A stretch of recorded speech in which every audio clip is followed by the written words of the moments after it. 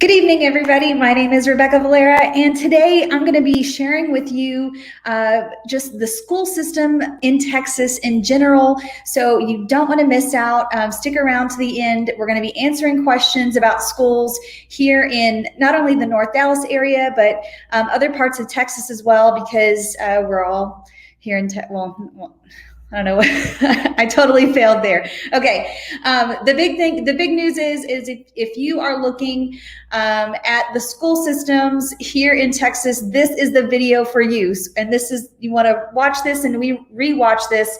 We're going to be giving out helpful information. And I have a great guest that's going to be with me tonight.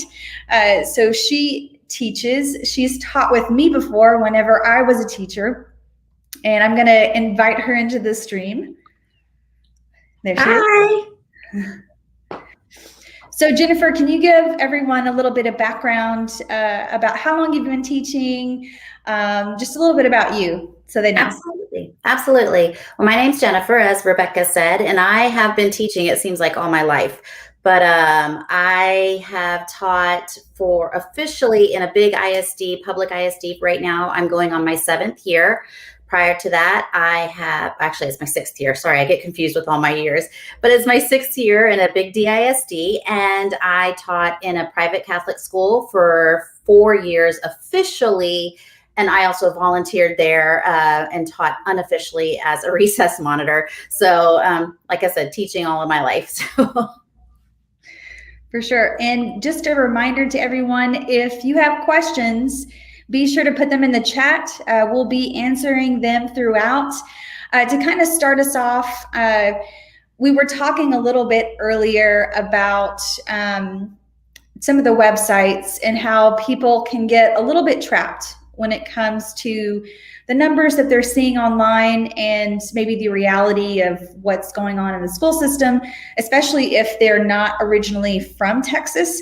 I feel like a lot of people that are relocating here and moving here, it's a bit of a struggle because they don't know about the Texas school system. It's different. We're not Common Core. So don't let that surprise you. We have our own testing system called the STAR, which stands for standardized, I don't know. It's been something in readiness. So standardized testing of academic readiness, or yeah, but basically just checking to see that your child's learning. Right. It's like the Texas version of Common Core is kind of how I view it. And they have what's called TEKS, and TEKS really tell the teacher what parts of what subject needs to be taught at certain age levels. And I mean, we're not going to go into a whole lot of depth on that part of it, but it is different than any other state in the U.S. for that very reason, because we have our own system here in Texas. So also too, I wanted to talk a little bit about, I guess we can start in the public sector and then we'll shift there. From there, we'll go to the private sector and talk a little bit about that. So you've been teaching in the public sector for 6-7 years, about, yes, give or take. Yes, I have. And what has been your experience and where have you been teaching in? So my experience is, I've been teaching basically elementary. So from pre-K, kinder, 1st, 4th grade. And currently I'm teaching hospital homebound students. So the district will provide a free and appropriate education for all students. And if that student is homebound, then that is where we will go. Or if they're in a hospital, that's where I will go to. So, and I can right now with COVID teaching remotely or in person as the child is able to handle, or the parents are ready to accept someone into their house. And of course, we're following all COVID protocols. So so those are my grades that I've taught. Next question, or? No, that's good. And then I've taught in Garland ISD. I taught in Garland ISD for 1 year, and then I taught at my alma mater in Scurry, Rosser ISD, 2 very different districts. That district was further outside of town. It was in a more rural area. And I can really tell the difference between that area and an area that's a little bit closer to a big metro city. So any city that you're going to want to live near, so let's say that it's Austin, let's say that it's San Antonio. If your home that you find is in a more rural area and the school district is smaller, this is kind of a little bit about what you can expect. In the smaller districts, there's not as many resources. The teachers don't get paid as much as they do in the city. That's just kind of a norm there, because cost of living is going to be a lot less expensive in general outside of the city. You're not going to have all of the fancy smancy extracurriculars that you may see in some of the big districts as well. You'll have the basics. So you'll have like your track and field and your baseball and softball and volleyball and basketball and what are the guys? Football. I mean, for sure you'll have football. So, and you'll be competing against other smaller schools that are kind of within that same, and that goes not only competition in regards to athletics, but also in the UIL academia. You're competing against other kids in other rural areas.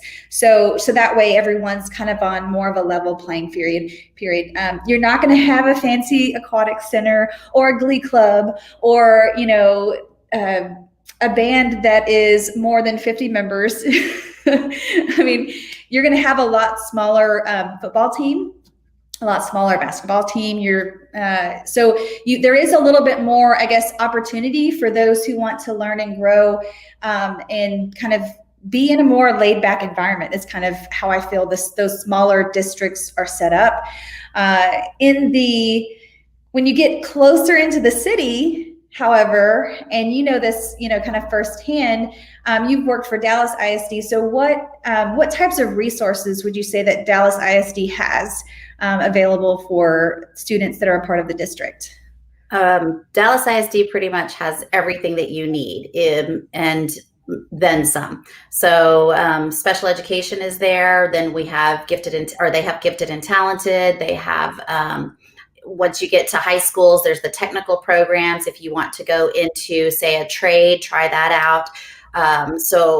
And as for resources, I come also from teaching in a private Catholic school, and that was one thing. There was limited resources. So you go to schools for different reason, and that one was for more of a moral, they followed the same ideals as what you wanted. But coming into a big ISD district, they have a whole lot more available to them, as in, gosh, even in the younger grades that I was teaching. So there's academic UIL competition starting in 3rd grade. So chess club was one of the things that I ran and loved it. There was Destination Imagination. Gosh, these are just some of the academic parts of it. Yeah. Not to mention, many at the younger grades, many of the class or the sports are through the YMCA or other organizations that would funnel into the school. Once you get into the upper grades, 6th grade, junior high, that's when it's through the actual school itself. Yeah. And I would say my experience so I had kids that went to Louisville ISD.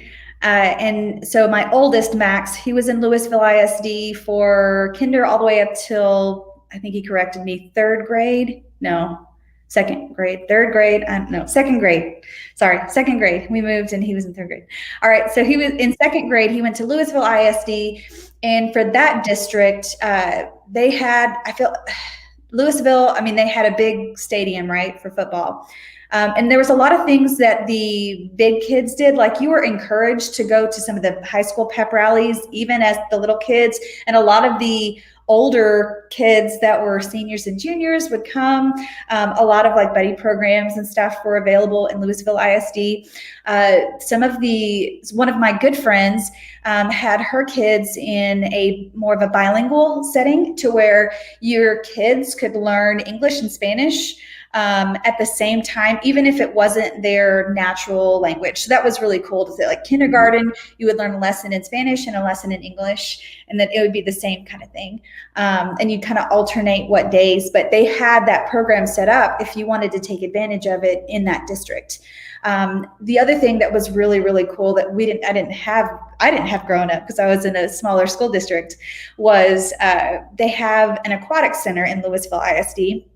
I feel like swimming is pretty big over there on that side of town.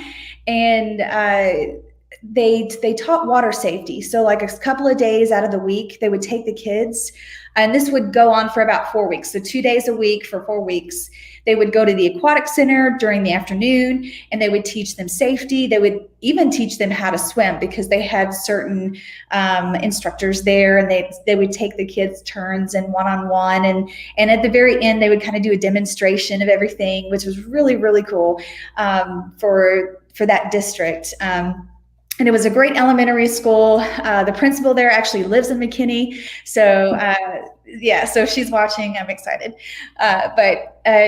So that was my experience in Louisville ISD. I had a great experience as a parent.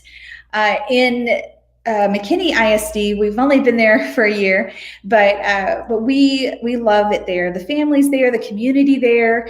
There's always a big little pep rally for the kids on Friday, and you celebrate the kid of the week in certain things, and they're always giving awards and encouraging the kids to do more and to do better. And then the parents are invited to different activities and events for that. And the teachers were always so kind and loving. And I mean, they were amazing. So that was kind of, and I was a little bit nervous because I had moved from a school that was a 8 out of 10 on great schools to a school that was a 6 out of 10. And I was really nervous about it.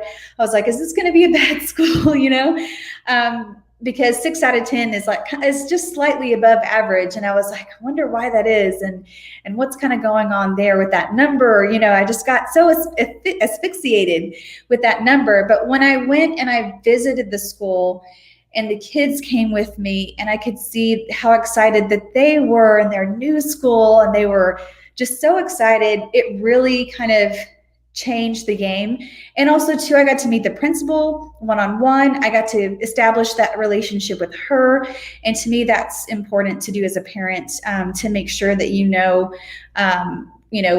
what's happening and what's going on in the school. Yep. So what do you have to say as far as parent involvement? I was going to say, to piggyback off of that, one other program that I didn't mention, dual language was something that was offered. I think that's a Texas thing. So, and then also bilingual education, if you need bilingual totally because you're learning a new language, then that is something that is also offered too. Another one is International Baccalaureate program, which is something that is it's not new, but there's a primary year program, an elementary, going up all the way through college. And that's something that is worldwide, which is really cool. So some of the schools will have IB programs, as you call it. As for parent involvement, I think in Texas, the PTA is a huge organization. And so I would tell anybody new moving into their school, the best way to get to know the school, number one, like Rebecca said, is go look at it. Go talk to the principal if you got a chance. Based on where you move, there will be a neighborhood school, and that neighborhood school could be could be where you go, or you have other choices. Right. So that's what's awesome. But yeah, parent involvement's huge, and PTA is one of the biggest ways to get involved is through that, or go to the playground and go hang out after school and meet some of the classmates. Those are wonderful things to do. So. Right. And I know that Garland has some amazing programs too. I kind of feel like that district goes a little bit under the radar. So I taught there for a year. I taught at one of the magnet schools that they have, magnet elementary schools. So it's a lottery system to get in there, but they have 2 elementary schools up there. And Garland itself is a choice of school. So even though the neighborhood school it's right next to your house, if you live because Garland ISD encompasses cities like Saxe, Rowlett, and then the city of Garland. So it is a pretty big district, just like Louisville encompasses the cities of Flower Mound, Louisville, and Highland Village, which is that little bitty tiny one up top. So you kind of really need to know when you're doing your research on a district, kind of what your academia goals are for your children, I think, because Garland ISD had a lot of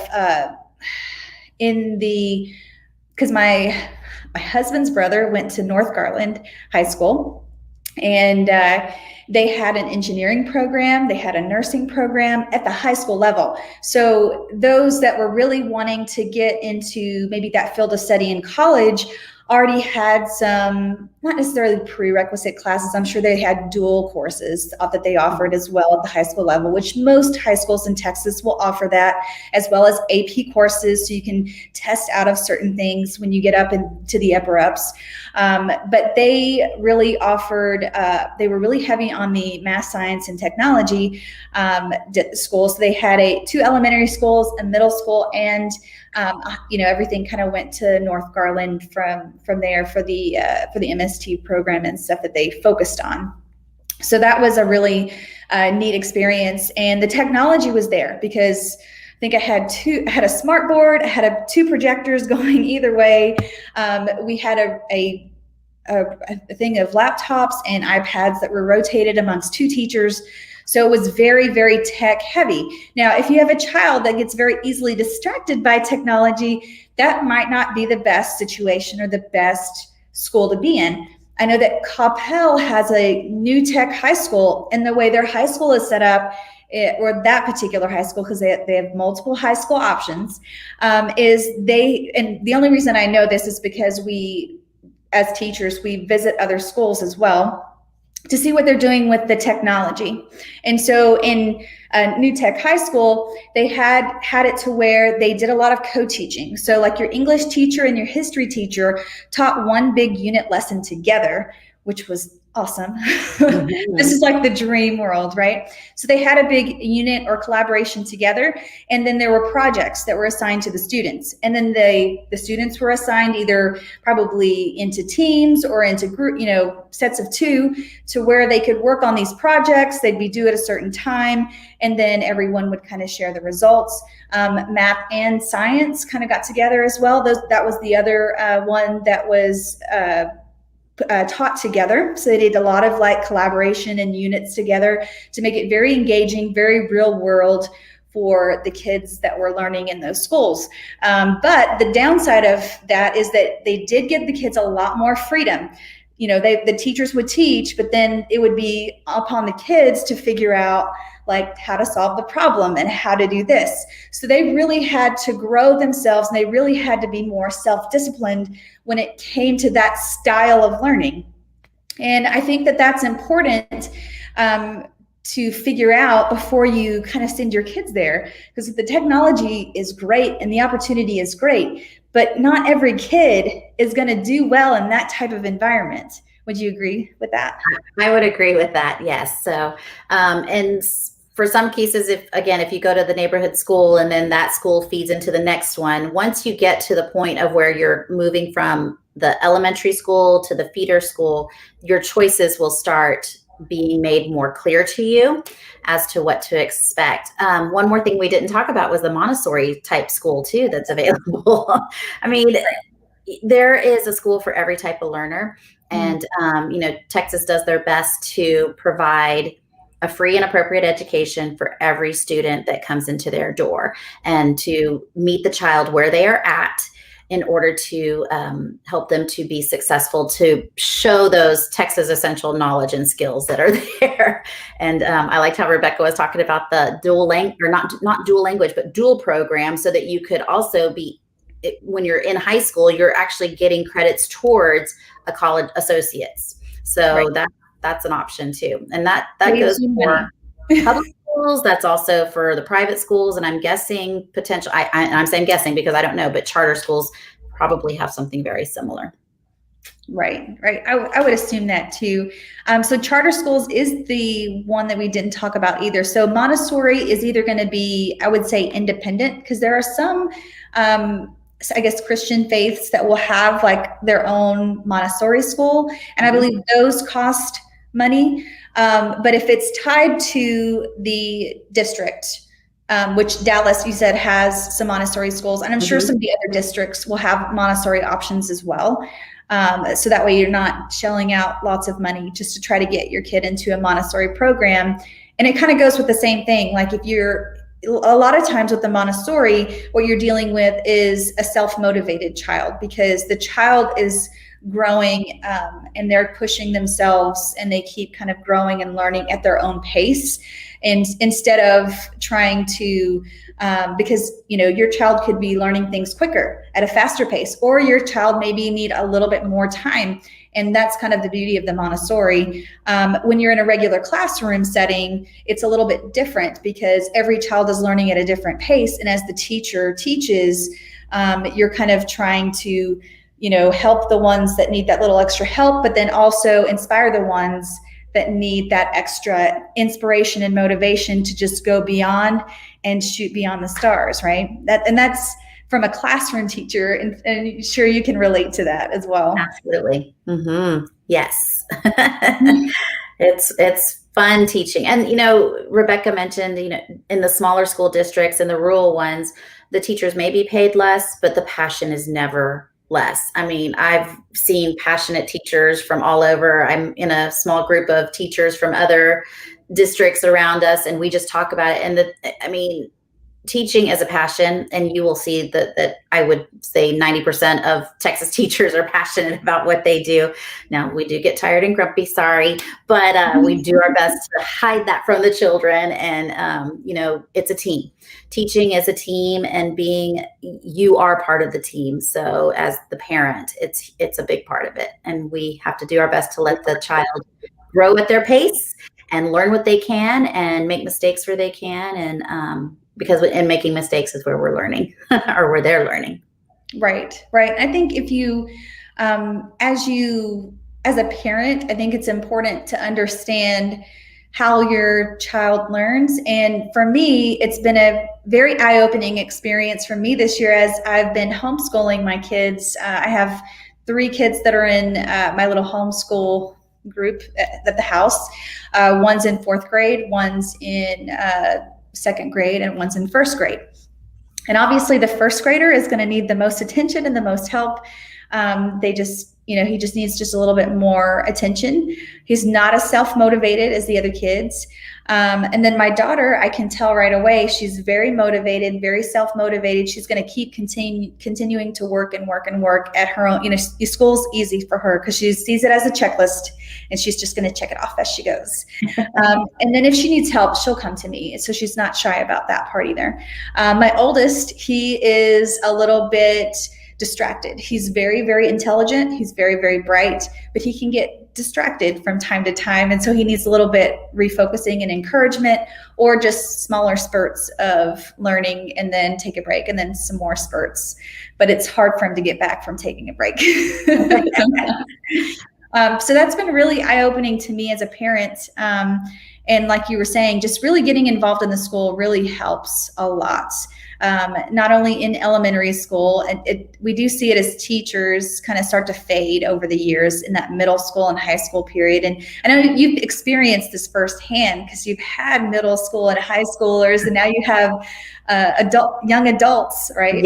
Yes, I do. So tell us a little bit about that experience too, how having a middle school and high schooler is different than whenever you're a parent for the elementary school. Absolutely. So I'm a mom myself, and our children are now 18, 20, and 22. So I have a senior in high school and a senior in college.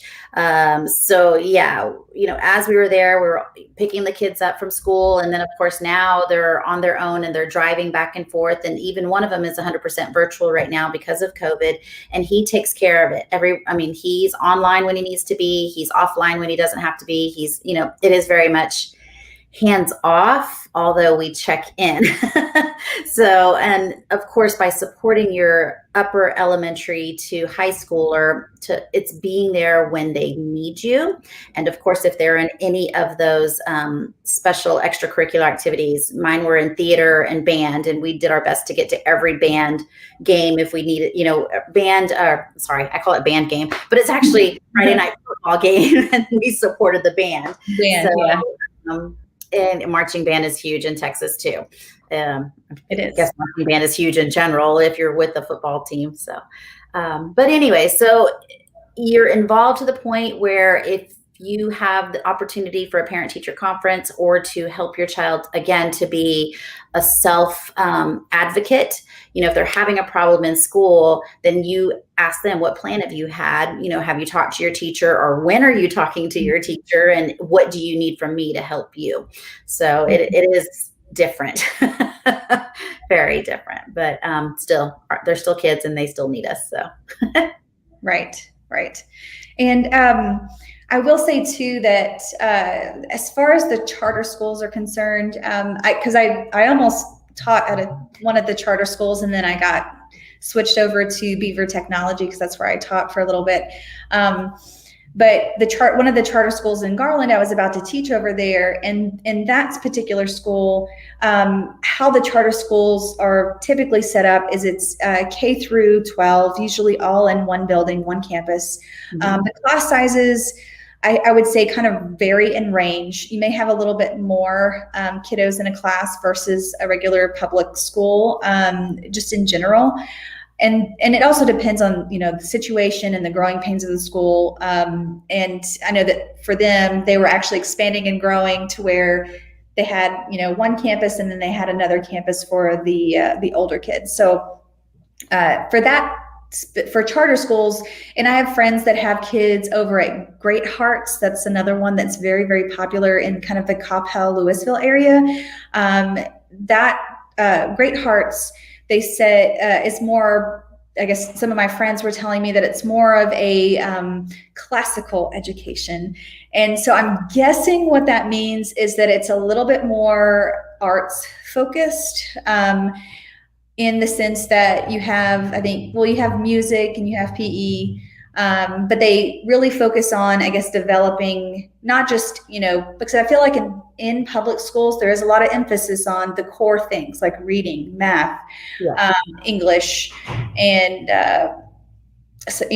probably not even science as much as it should be, or history. But I feel like the classical education probably has a little bit more emphasis on history, a little bit more emphasis on science, a little bit more emphasis on some of those other topics that aren't as emphasized, I would say, in the public school sector. And a lot of that is driven by testing. And so, and we're going to talk about testing too in the private sector as well. But what has been your experience with the TAKS test? Because that is a test that you're required to take here in Texas to graduate for sure if you're in high school. And that wasn't something that I experienced or went through whenever I was in school. But what has been your experience as a teacher and as a parent of children that have taken the TAKS test and gone through that part of it too?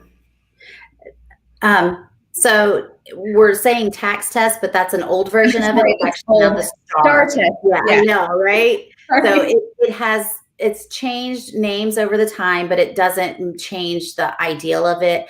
Really, as a teacher, what I see this is it's a stepping stone to get your child college ready. There's always going to be some sort of testing in your life. The one I can think of that everybody takes is if you want to be a driver in the state of Texas, I would think it's similar to other places. When you're first learning, you have to take a paper pen test, or now it's on a computer. So a lot of the testing is getting you ready to take some of those bigger life tests that might be. But it does cover the basic what is expected to be taught and the child to hopefully learn or to acquire by a certain by each year. So for right now, I am teaching an 8th grader in a hospital homebound place, and this particular 8th grader will need to take, or all 8th graders take the STAR for 8th grade, and they will take 4 tests. It's reading, math, science, and social studies. So there are 4 parts to this. And for this particular child, because he has the STAR Alt, which is an alternative for special education. So it's not just general ed that get it, it's special ed, and it is at different grade levels. Now, you would hope that you receive proficiency or exceeding.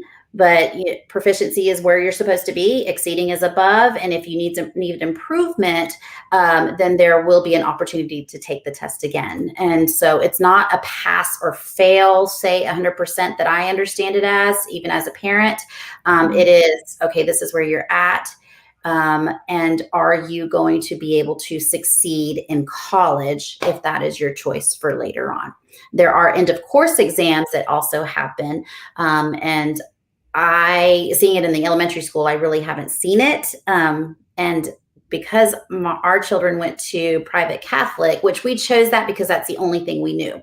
I went to private Catholic. My husband went to a big ISD, and he's like, it's too big. I can't do it. But you have to think about it here is that his graduating class was 1,300 people in high school. And that was a lot. And he's like, no, I'm not ready for that for our kids. He wanted something more intimate and smaller. So we did choose private Catholic. Whereas my graduating class from my high school, which was a Dallas high school, it was, and private Catholic was, I think I had 150 students in my class. Okay. And where the guys are at right now, theirs is 250 per class. So grades, and that's also private Catholic. Now, because a school is private Catholic, does not mean only Catholic children can go there. So it's, there's non-denominational, it's all it's for everybody who wants that type of education. So, but anyway, did that answer the question about anything else about testing? Yeah, and I think also too in the private sector there is testing, but it's a different type of testing. Yes. So we do. I would say the public sector really. The STAR test is supposed to be used as a benchmark to see where the kids are at, and then try to bring them up or down. Although, and that's those numbers that you see on greatschools.org that tells you where the school is at. I think on average, I don't know how they're accumulating that data specifically. So I don't know if they're taking an average, because I mean, if you lump everyone in a big blob and you take an average, you may not have accurate data anyway. And depending on where the schools are located and the socioeconomic status of the children that are there or what their background is, I mean, it could be difficult to really see. That's why I wouldn't use that rating system that they have on Great Schools as the only indicator that school is good or not, because it really, going to visit the school is going to be the best indicator of, and taking your kids with you is important as well. Meeting the principal, getting a tour of the school, seeing how excited they're going to be. Reading the reviews too is very helpful to, seeing how the parents respond to different things. And then, taking some of the negative ones and just thinking, well, there's probably 2 sides of the story. And if it's something that's really concerning to you as a parent, I wouldn't write it off. I would just address it at the school and say, look, I saw this online. Is there anything that you can tell me about the situation? I'm very concerned with it as a parent. So I would say leave no stone unturned when it comes to your research, but I wouldn't use that as the only data point. And I think that's very scary to a lot of people that are coming in from out of state that don't know about Texas schools and how Texas is doing, essentially, as from a national perspective in general. But so to kind of, I guess, piggyback off, before we head into the next part of this, I do want to see if we can answer this question. So Sonia says, how easy or difficult is it to get your children into a good school if you just moved, like June or July, I'm guessing either this year or next year, I'm not sure, to Dallas or to another state? Thanks for answering. Yeah, she was just trying to say easy or difficult. is it not easy, it difficult? How easy or difficult is it to get your child into a good school? That would depend on what you define as good, kind of what we've been talking about a little bit is that, you could see the rating on great schools being 9 out of 10 or 10 out of 10, but that's only one data point. So I would encourage you, I know that Jennifer would encourage you to find other data points, find other things about the community, about the area, about the school. Some other places that you can find information would be either, I know that a lot of neighborhoods will have a Facebook page or Facebook group of moms in Frisco or moms in McKinney, to where you can actually get on the Facebook page and ask, we're moving to the area and we're really nervous about this particular school. What have been your experience? Has anyone had a bad experience at this school? That way you can get real live parent data and information from those that are either going through that elementary school or that middle school or whatever school you're asking questions about, because there are probably other parents that would love to share with you how good or maybe not so good a certain school might be based on how they feel or experiences that they have had. So what is there anything you'd like to add to that, Jennifer? I was going to say, well, if you're moving into Dallas proper, the moment you move into a location, there is a neighborhood school, and it doesn't matter if that school is full or not. They have to take the students that are in that neighborhood. So if that is your home school, then you're in. It doesn't mean you have to, that's just the bottom line. I know looking online, you can go to findmyschool.org, and especially for Dallas ISD, you can enter in your zip code and find the schools that are associated, be it elementary.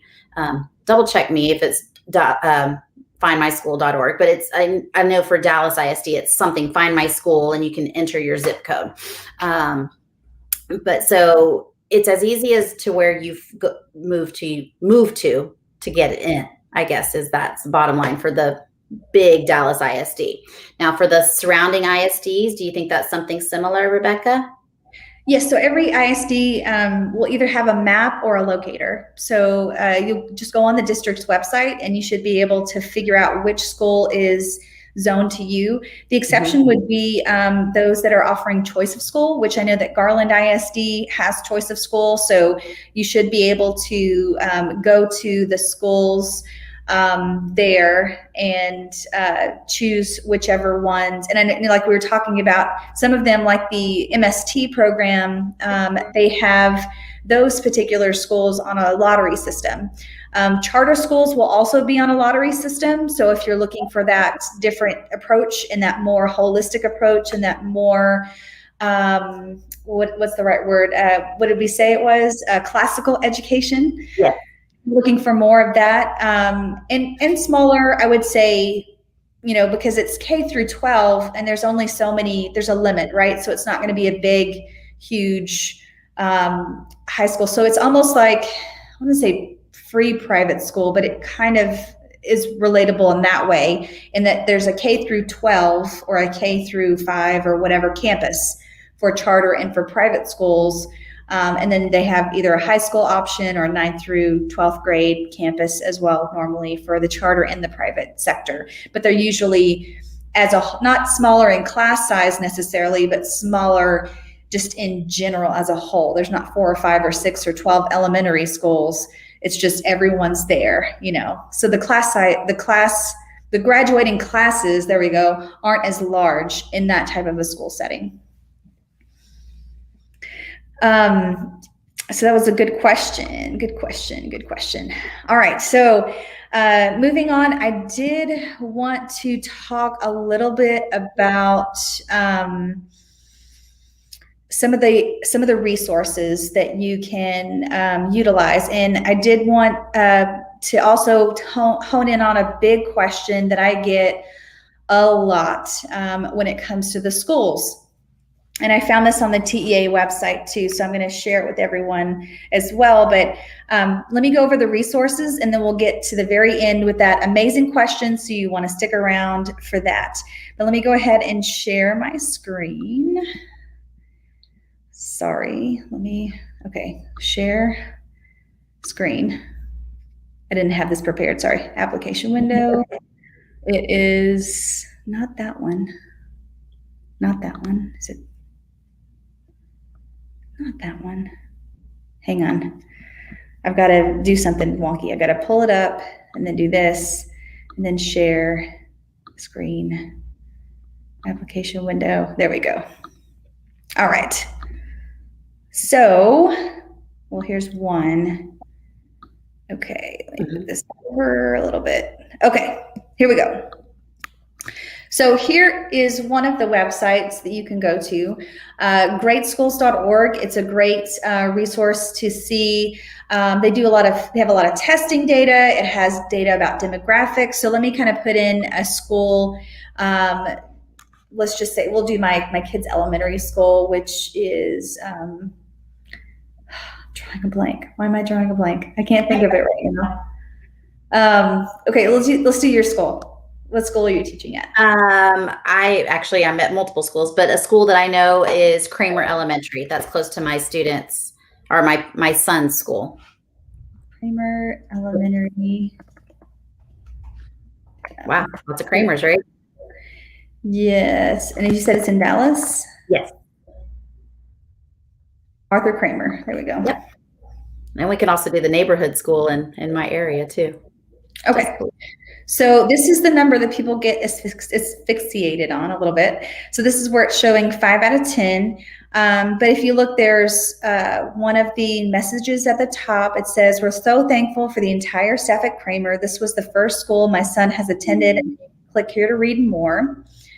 And then it talks a little bit about test scores. It's showing 7 out of 10 here. Student progress is showing 5 out of 10. And then there's an equity overview. And if you click on these, it should take you down to the bottom, but we're just going to kind of keep scrolling here. So 5 out of 10, worth a deeper look. Students at the school are making average academic progress. And then it has a parent tip, test scores, 7 out of 10, a promising sign. Let's see, keep on going, some ads. Okay, equity. So this is saying disadvantaged students at this school may be falling behind other students in the state. This school may have significant achievement gaps. So that's just using that test score data and probably matching it with, I would say because they will have the data for what percentage is low income and which percentage is not. So they're probably taking some of that low income data and comparing it to how well they did on test scores, maybe versus the rest of the student population. So he says low income and underserved minorities and all the other students, there's a pretty big gap. So that's what they're talking about when it comes to it needs a little bit of work there. And then it gives you the race and ethnicity of the school. So 5 out of 10, Hispanic is 56%, 20% Black, 18% white. Low income, it says 60% of students are low income. So they do have that data. I guess it's public knowledge coming from the state and the school. And this is talking about percentage of students being suspended, so this would be more of like the behavior section, I'm guessing. And then 4 out of 5 on support for students with learning differences. Let's see, Kramer is an IB candidate for school known for dual language programs. So you can see already right now that this school offers a dual language program. If you're interested in that. It does talk about this. It has a start time. It has the end time. It has, it's a traditional schedule. You can get a lot of information, but don't just get us fixated on this 5 out of 10. Right. And then it's, it shows you the demographics in a pie chart. So you can see that it has the gender demographics here. It talks about the low income graph here, teachers and staff. It gives you the student to teacher ratio, 12-1. That's awesome. I would love to have a 12-1 student teacher ratio if I was teaching. It tells you the counselor. There's one counselor for the 503 students. So, I mean, it gives you lots of information, and then it has reviews here at the bottom that you want to read as well.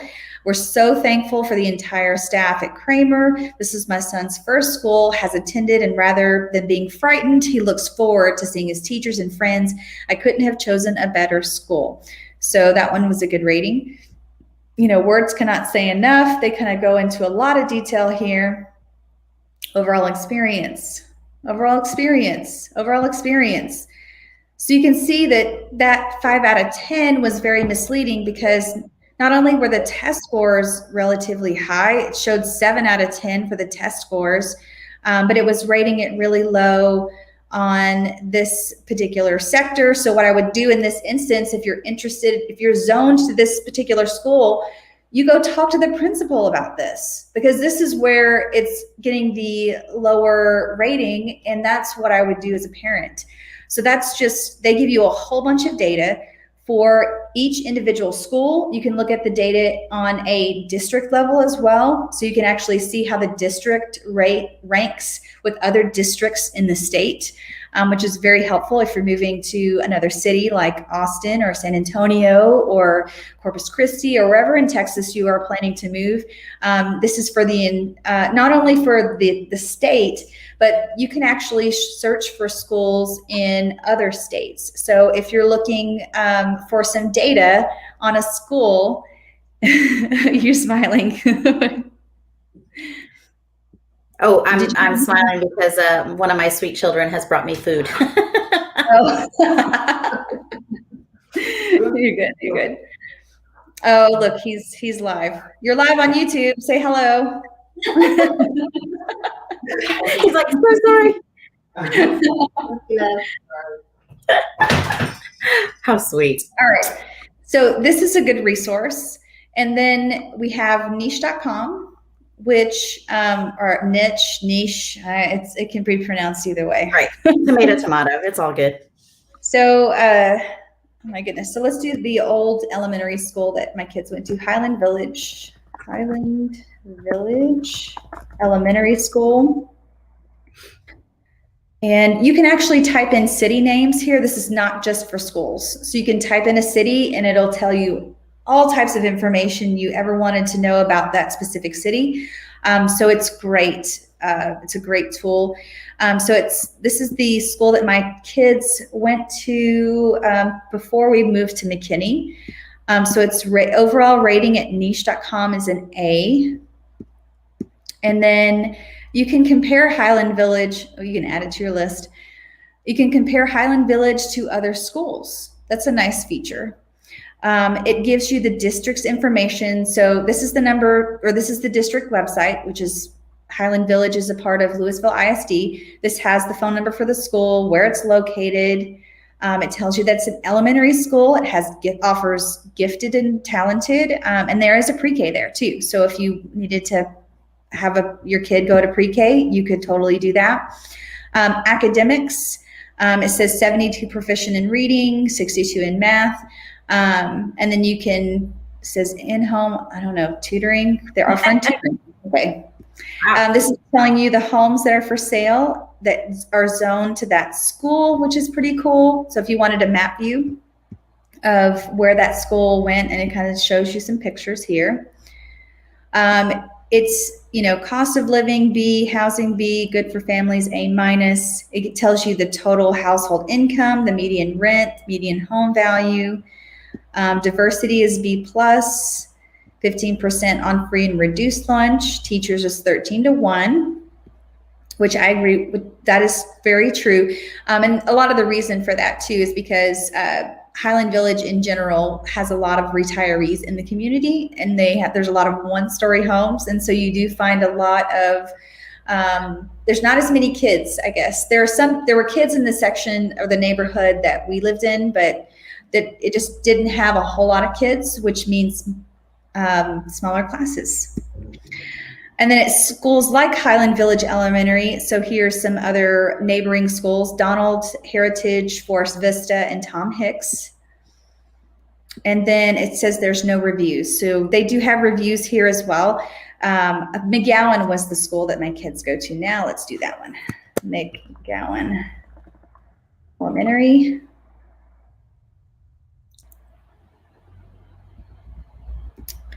Oh my goodness, C minus. Okay. You're like, huh?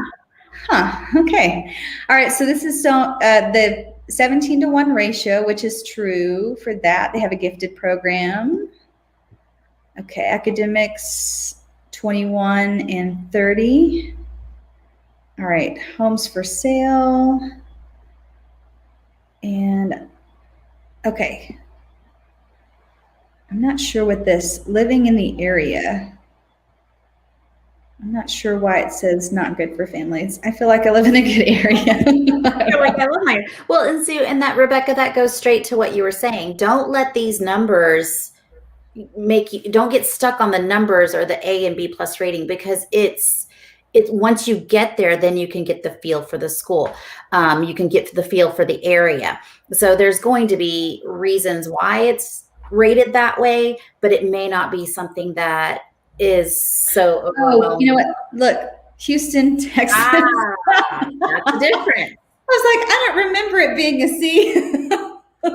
But still, if you're thinking about going to McGowan in Houston, I mean, I would still agree with that statement. You still need to, drive the area. If you feel, drive the area at night, drive it during different times of day, drive it when the kids are being released from school. You want to get a good feel for the neighborhood and the community that way. Right. Sorry about that. Right. That one's still Houston. It picked it up again. Mm. Yes, there we go. Let's see. There you go. I was like, I didn't think it was a C. All right, A. There we go. So 57 and 62. Yeah, this sounds more more what you were thinking. Exactly. All right. So cost of living, housing, good for families. Yes, this is all correct. Diversity A. Yes, it is a very diverse area. 15-to-1. And these are some of the neighboring schools. We have Minshew, Reuben, Arthur, and Lizzie. Those are in McKinney. And then the third website that it's going to be linked below is the TEA website. So you can actually go and look at reports and data on the actual website. You can look at student assessments. You can look at the STAR report card for every school, so you can see exactly what they are scoring on these tests. And I'm sure that there's tons and tons of data. But the other part that I like to go to, if I can't find the bar. Can I interject? Are you talking about with testing on TEA? None of it is hidden. It tells you right there what the tests are going to be for STAR tests, and there's even released STAR tests. So there is an online you can see. If you want to do online practice for the STAR test, then that's something a parent and a child could do. So. Right. And then there's a section for military families, which is important. Not as many military families moving to Dallas because there's only one base, and I think that's over in Fort Worth. But if you're moving to San Antonio, that has or Houston, there's some, for sure, San Antonio is a very heavy military community, but you can see what types of resources are available to you through the state. And then there are, STAR Parent Portal. So this is where you would go to check out how your child did for their STAR test when they come and they take it after they're enrolled here. And then there's also, I thought there was a menu button that's about TEA. Oh, here we go. Was it schools? Yes. So under schools, okay, we can go to charter schools. We can look at charter operations, frequently asked questions, resources for parents and students. So there's a whole section too. And I believe I don't know what's going on with my website here, but there should be a menu button over here because I just saw it earlier. And on that menu button, it should allow you to go to, it lists all of the charter schools that are in Texas. And so you can see which ones are going to be closest to you. And then you can check niche.com and greatschools.org will have charter schools and reviews about them, as well as private schools too. They should have some information on those schools as well. And this kind of talks a little bit, let's see, trying to think, see if I can go to, that's finances, sorry. Data-driven instruction, Texas schools. Okay, let me go to charter operations. Maybe that'll take me to where I was. Let's see, governance, funding. See, they're funding with state and federal funds. So they do get money from the state. I thought that, okay, here we go. Maybe it's Texas schools. Maybe the finding a school on the far left under general. Finding a school. Let's do that. So anywhere in Texas, and that's kind of to her, Sonia's question earlier, she was asking about where do I find the school? This could be another. So I'll put in, well, I don't want to put in my address. Let's put in here. This is okay. This is my office address. Okay. Okay. Allow. Sure. Whatever. It's the same address. Come on now. Well, you can see. And I don't know what each school receives a letter grade based on its overall performance. So the TEA has its own letter grade now too. Right. Maybe if you zoom in, it might give you some of the ones that are closer down. Yeah, maybe it's trying to say populating within 1,000-mile radius. Yeah. See, and this is not for every school, so I'm wondering what it's pulling data from, because this is like Box Springs, like there's nothing over here up north, unless it's still, I don't know.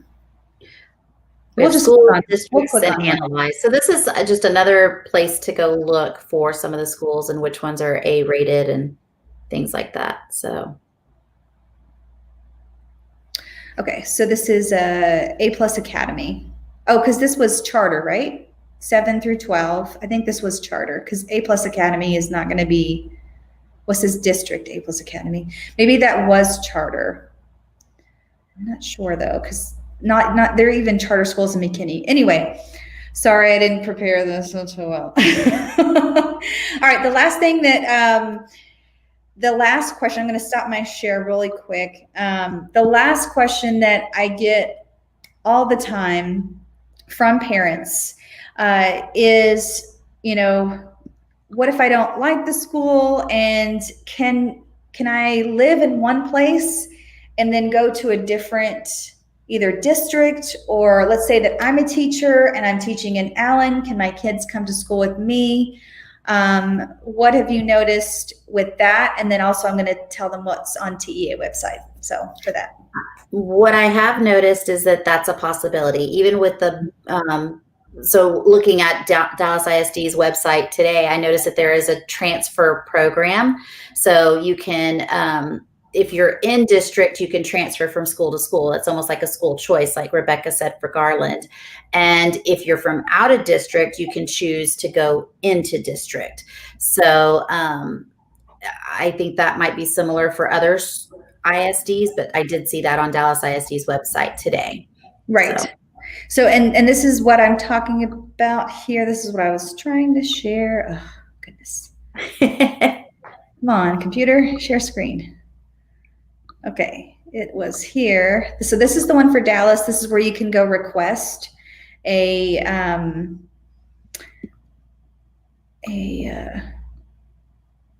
student transfer. And this is just within the district, correct?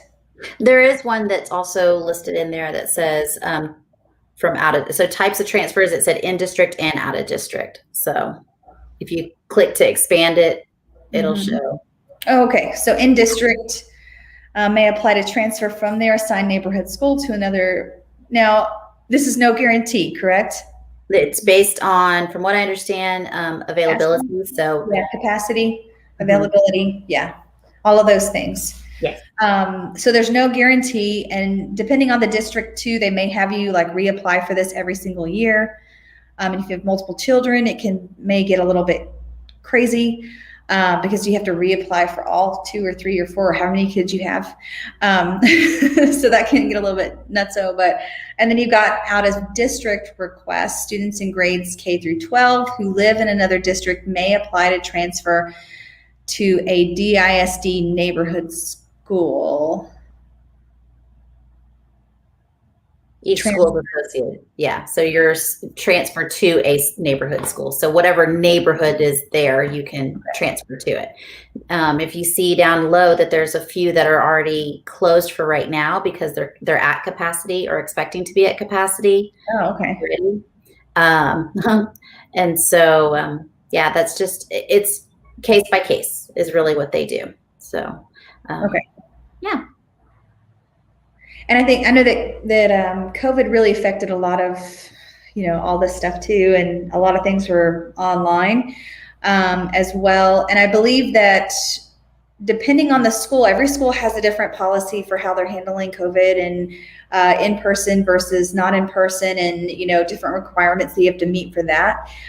The other question, so this kind of goes with the Dallas part of it, is that's really, really popular, is that generally a child must attend the school district in which he or she resides. School districts can make transfer agreements to accept each other's students.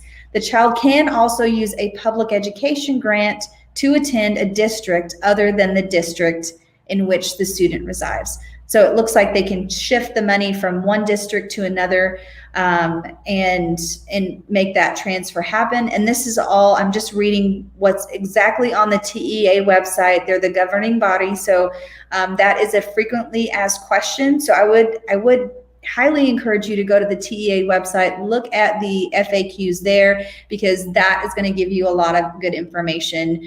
And I'm sure those questions are very similar, but that's always a common question that I get. I will say though that as a teacher, you do have a really good shot at, let's say that you live in Anna and you are wanting to, and you teach in Allen, but you're wanting your kids to come with you to school and go to Allen. There's a pretty good shot at that just because you are a teacher in that district.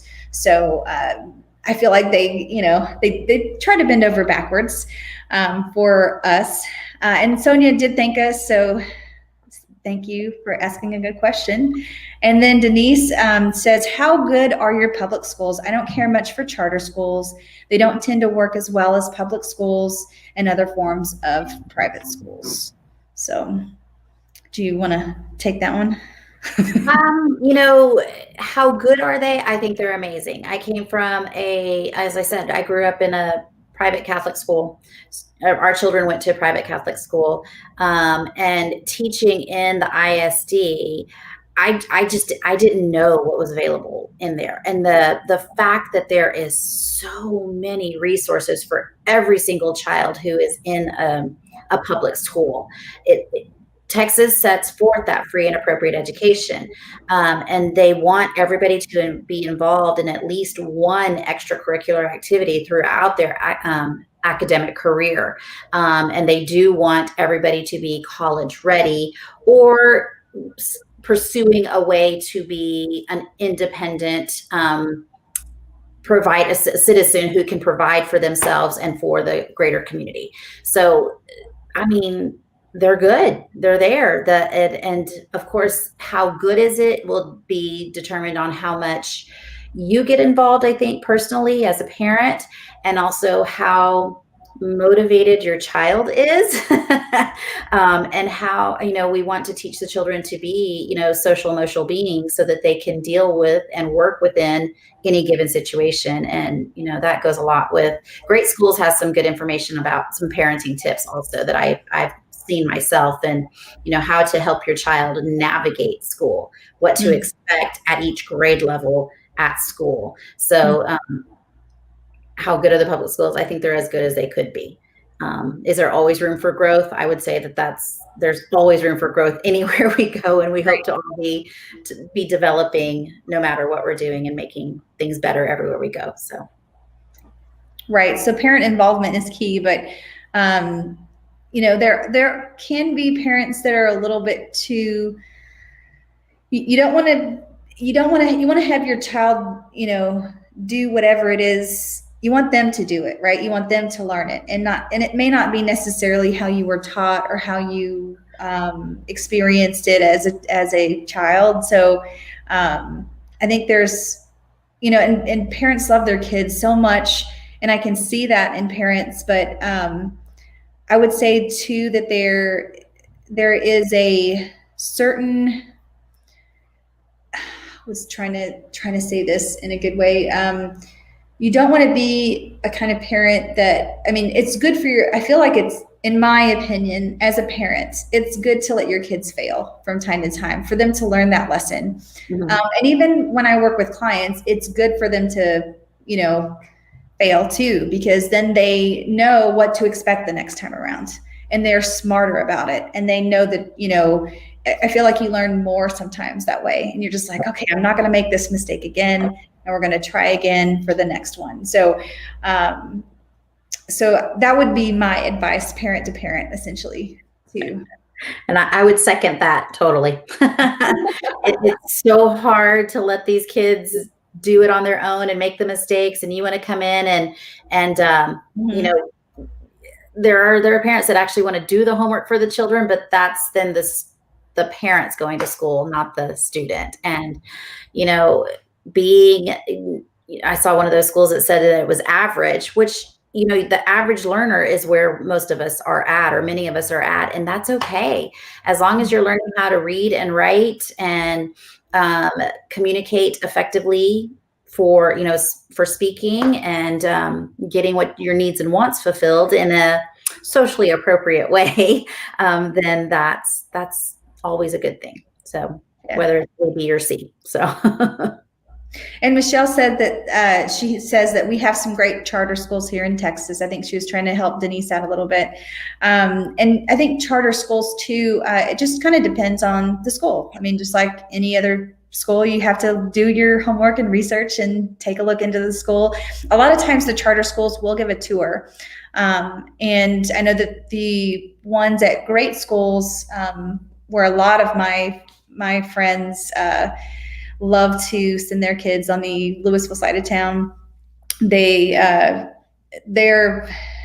presentation of the school in that first tour, they said, it's just knock your socks off. You want to sign your kid up like the next moment. Wow. It's so good. So I'm like, wow, that must be a good. But I'm sure the school is equally as good as how they're advertising as well. Otherwise, parents wouldn't rant and rave, and there wouldn't be such a high demand for it. Yeah. Well, thank you, Jennifer. My pleasure. Tonight, and we are just over an hour, so we're gonna say goodbye and call it a night, and we'll see you guys on the next video. If you have any other questions after you watch the live stream, put them in the comment section, and we'll be sure